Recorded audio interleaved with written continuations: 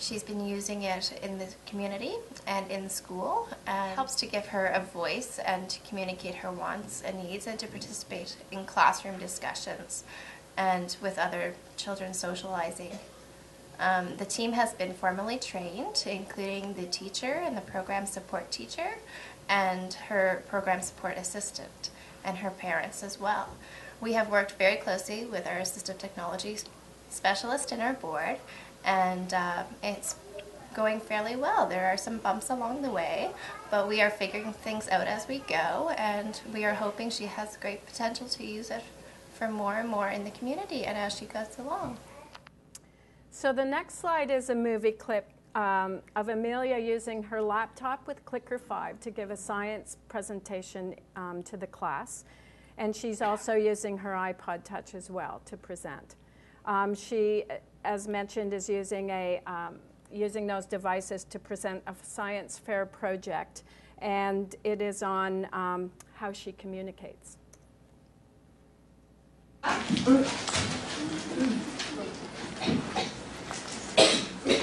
I guess they didn't have an LCD then.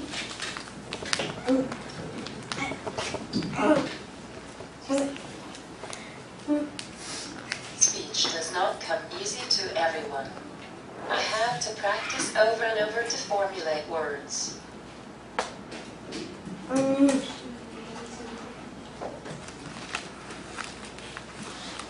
Some words I say often, like no. And more.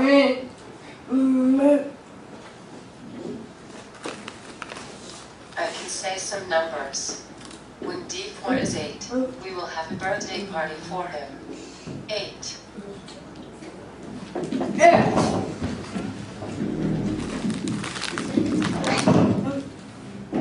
Other words I need to break down into sounds, like boat.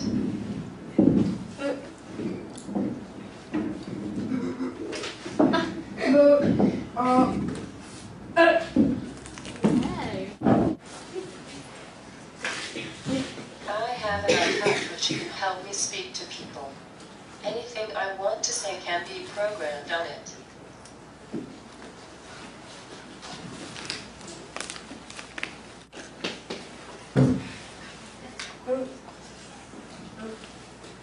My name is Amelia.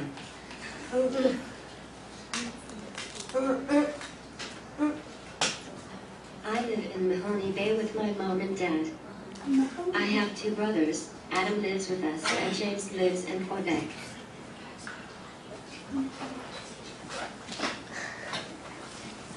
I go to Babel School. I am in grade 5.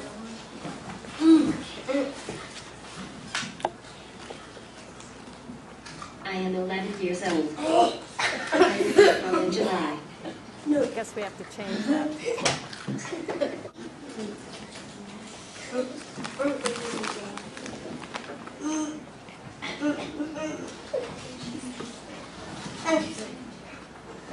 I use my laptop to present projects and read my stories aloud. This speech presentation is done using Clicker 5. A little bit of a ham. I also use sign language to communicate. My friends know lots of signs, like play, talk, and come to my house for a sleepover. Thank you for listening to my speech.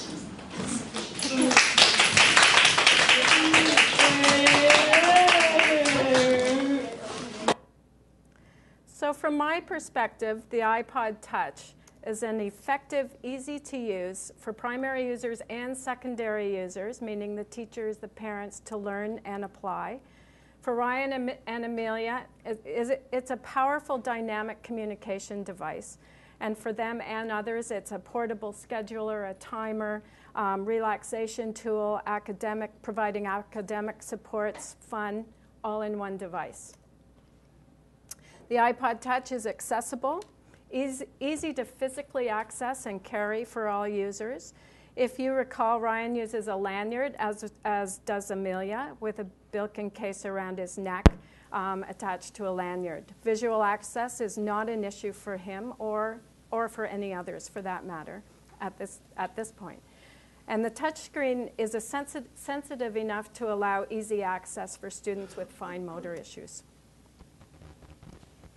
The device is extremely portable, not an obvious assistive technology, and primary users look like any other person using an iPhone or an iPod to text their friends anytime, anywhere. It's affordable. An 8-gig device, iPod Touch, is $219 from apple.ca. Apps can average from free to 99 cents to $2.99.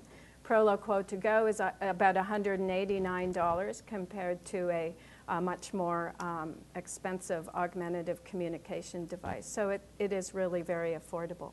It's also functional. It's a multi-purpose functional device and can be utilized, as you know, for many, many different purposes. And it meets the needs, multiple needs of students with ASD, with learning disabilities, Down syndrome, as you can see. Having said all that, there is an implementation process involved, especially in the school system. Using this device as an AT for students with disabilities must be seen as a process. It's not just about a neat handheld MP3 player with some fun educational activities loaded. The process of AT implementation in our board starts with the team decision at the school level to have an appropriate assistive technology assessment which matches the AT to the user and, of course, to the task. The AT assessment focuses on the personality of the user and his or her skill sets, including motivation, literacy levels, communication skills, physical access, visual, auditory processing capabilities, and so on. We have to also consider the environment the device is going to be used in, including where the device will be used, who is going to be supporting that child using that device, and what are their capabilities and skill sets. The secondary user skill sets include the knowledge of the disability, the awareness of the potential of the student or presumed competencies of that student to utilize the device, and the level of the technical abilities also affect the recommendation. The technology focuses on the type of technology, ease of use, does it cause fatigue or not, troubleshooting requirements, access, do you have access to quick and efficient repair services, and much more. And of course, we have to consider what we're asking the student to do with the device or the task. And does the student need to communicate, relax, schedule, socialize, access fixed print, or write a document, do research, etc. In the AT world, each of these factors continually affect each other, and they also change constantly over time. Of extreme importance is in the school system and beyond, but mostly in the school system, is having access to knowledgeable technical support. For example, in the schools, we have firewalls. For the Dragon app to work, the voice files have to be sent out through the firewall to access the Nuance server, to match the voice to their text files and return it to the device. It doesn't just happen on the device. So the firewall in the school, therefore, has to be opened up to allow access for every single device using Dragon. For Wi-Fi access in the school, each iPod has to be given permission to access the wireless network. The school techs need to be doing this. Managing multiple iPods requires management of power supply, iTunes Store purchases, downloads, and transfers. At CAMS, Chester Area Middle School, we provided a USB hub so 4 iPod Touches could be charged at the same time. And we found with that the computer had to stay on to power up those multiple iPod Touches through the USB hub, which normally at school they don't stay on. So we had to arrange that. You can't hook up the hub for some reason, the 4-pronged hub, directly to the power supply and have it power up those iPod Touches. Also, purchasing apps in Canada can only be done with a credit card. You can purchase music and videos with gift certificates, iTunes cards, etc., but not apps. It might come. In the States you can do that, but you can't do it here. Organizing multiple iPod touches takes creative thinking. Even for individual iPod touches, a case is a good idea. With the multiple sets that we have out in different schools, we suggest they use a color gel packs, which are very, very affordable, and $25 for 5 of them, and each student has a different color, so they know which one's theirs. Security hasn't been an issue yet. With the LD project, they have had a couple come back broken, and one seems to be missing, but we're still holding out hope for its return.